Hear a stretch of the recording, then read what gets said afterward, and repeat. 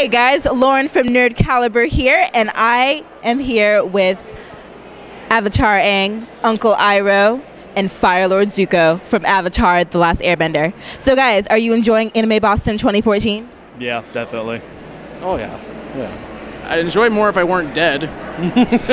Very true, very true. Now, what inspired your cosplays? Why did you want to cosplay as your characters? Mine was always because I didn't want to shave my beard, so I went with a little bit more of a future take on Zuko, where he's Fire Lord for 4 years or so. So I didn't want to shave my hair. I mean, I just love the character. It's like he's just a good character to cosplay. I like his attitude and everything. I actually did him last year too, so I do an advancement chronologically from last year because I did Fire Nation armor last year. So I'm doing T-Shop version. I might do White Lotus next year. Very nice, very nice. And for you? To be honest, I just fell in love with the character right from the beginning.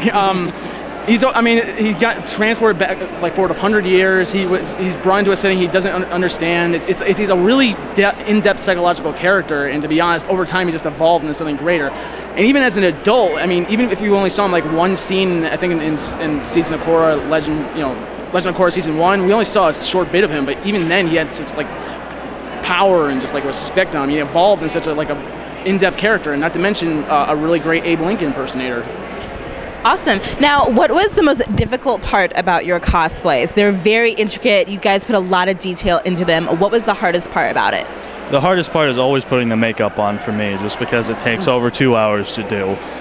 Yeah, after, making all the clothing and everything, just the makeup and the upkeep with it, trying to make sure I don't touch it and smudge it is one of the hardest parts. I spent a lot more time than I thought I would with bleaching my hair.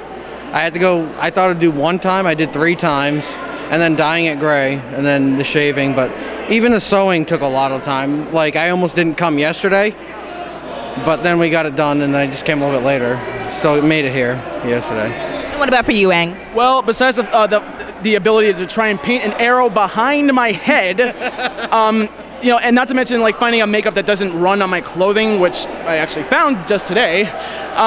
The most difficult part was sizing, to be honest, because I was actually 400 pounds when I originally sized this, so I had to pretty much rip this thing apart midway and then get it sized back together. So that was probably the most difficult thing, is just to get it to the size of a toddler at this point.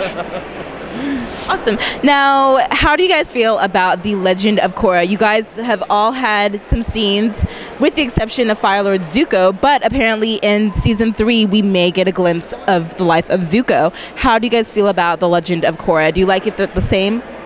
I actually have not seen it. Only because, I know, blasphemy, right? I got a similar answer. Yeah, only because I'm waiting for it all to come out on DVD boxes and marathon it.